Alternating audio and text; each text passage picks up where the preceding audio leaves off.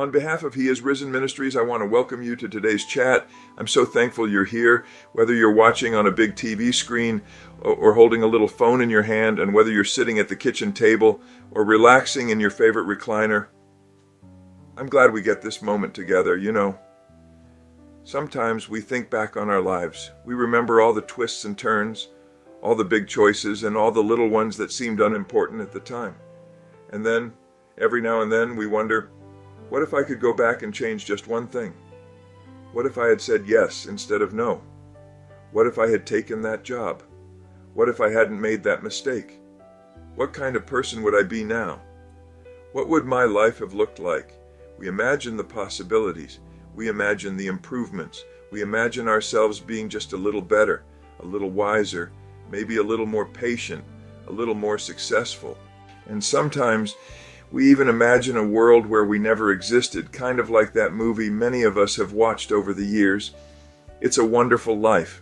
George Bailey, he felt like his life didn't count for very much. He thought the world might even be better without him in it, and the angel showed him what life would have looked like if George Bailey had never been George Bailey. But the thing is, each of us has moments when we feel exactly like that, moments when we wonder if we mattered, if our influence, our hard work, our sacrifices, our tears made any difference at all. And then something happens, a memory, a phone call, a grandchild's hug, a photo in an old album, a story someone tells, and all of a sudden we realize that the zigzags of our life and the forward steps and the backward ones, the wins and the losses, have all been woven together into something meaningful, something we couldn't see clearly while we were walking through it.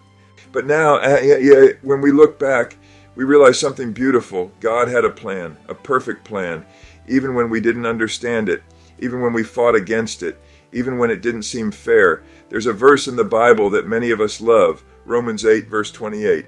It says, God works all things together for good for those who love Him, those called according to His purpose. All things, not just the good things, not just the comfortable parts, not just when life was easy, but all things.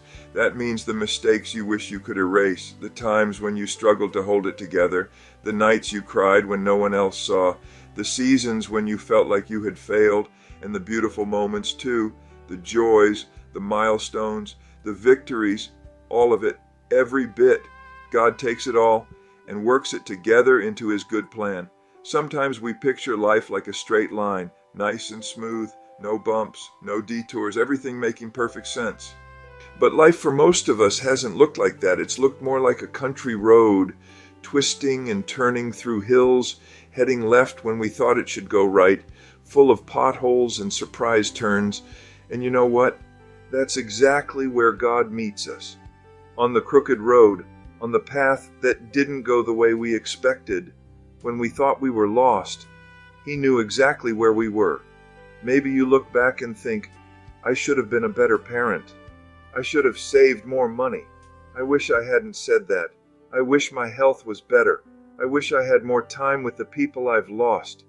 Those thoughts are normal. We all have them, because we're human, because we care. But God looks at your life, not through the eyes of regret, but through the eyes of grace. He sees the times you showed up, even when you were tired. He sees the sacrifices you made quietly, without applause, without recognition. He sees the way you loved, even when it cost you something.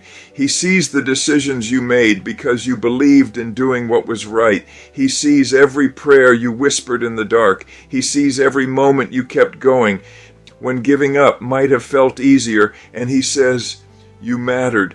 Your life has mattered. The world changed because you were in it. Think about your children and your grandchildren and even great-grandchildren for some of you.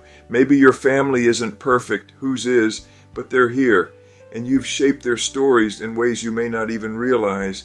Maybe you're like George Bailey.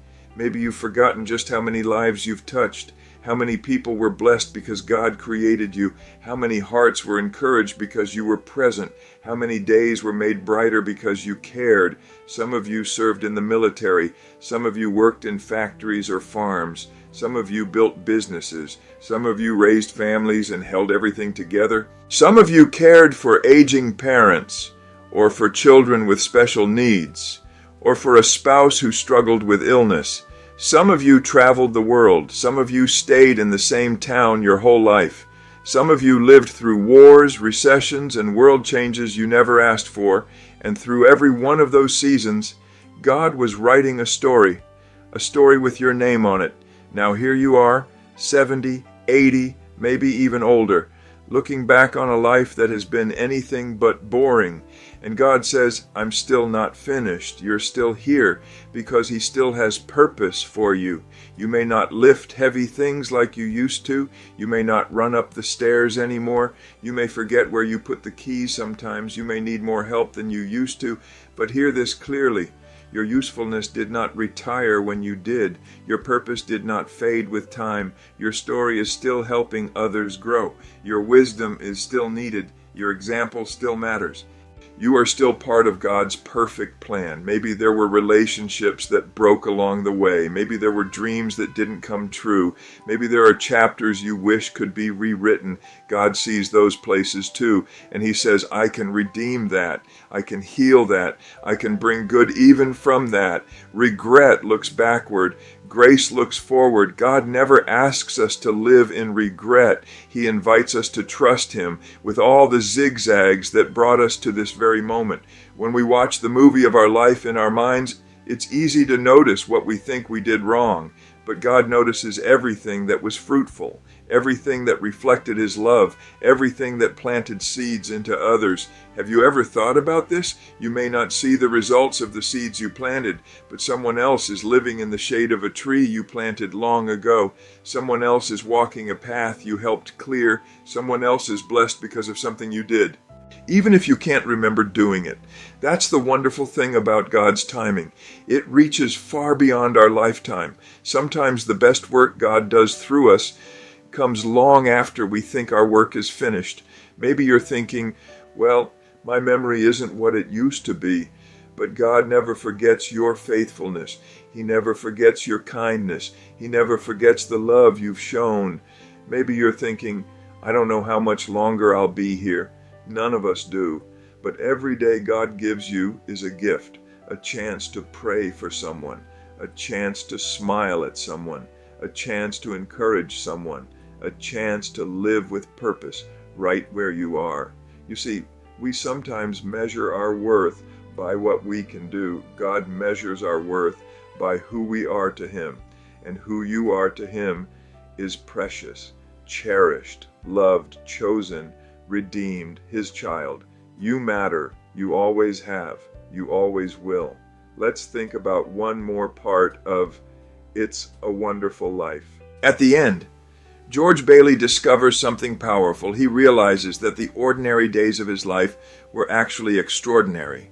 All the little decisions, all the little acts of kindness, all the imperfect moments, they were filled with meaning. Your life is like that, filled with meaning. More than you probably see, more than you'll ever know this side of heaven. God planned every moment of your story.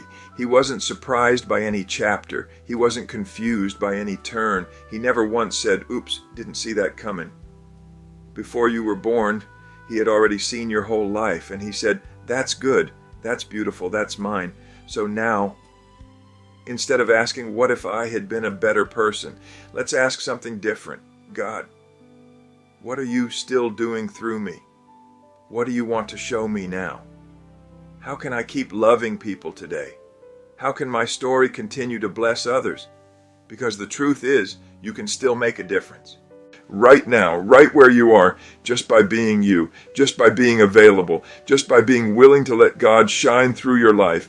And when the day finally comes, when you step into eternity, you will see the full picture. You will see the ripple effect of your life. You will see the blessings that came from choices you forgot you made. You will see how God took every zig and every zag and formed something beautiful.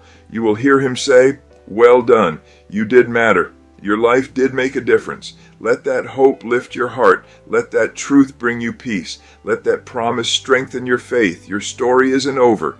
You are still part of God's wonderful plan. You still have people to love. You still have prayers that God delights in hearing. You still have mornings where the sun rises just for you. You still have laughter waiting to escape. You still have wisdom to share with younger hearts. You still have purpose. So today, take a deep breath. Relax those shoulders, release the regrets, rest in grace. God has been good even in the hard places, and He is not finished being good to you. Thank you for spending this time with me today. Thank you for letting me remind you that your life is valuable, that your influence continues, that God has always had a perfect plan, and you have always been included in it. May God bless you. May He fill your heart with peace. May He surround you with His love, and may you walk through the rest of your days knowing it truly is a wonderful life, because God has been with you in every moment. Have a beautiful day, and thank you for being here and for being you.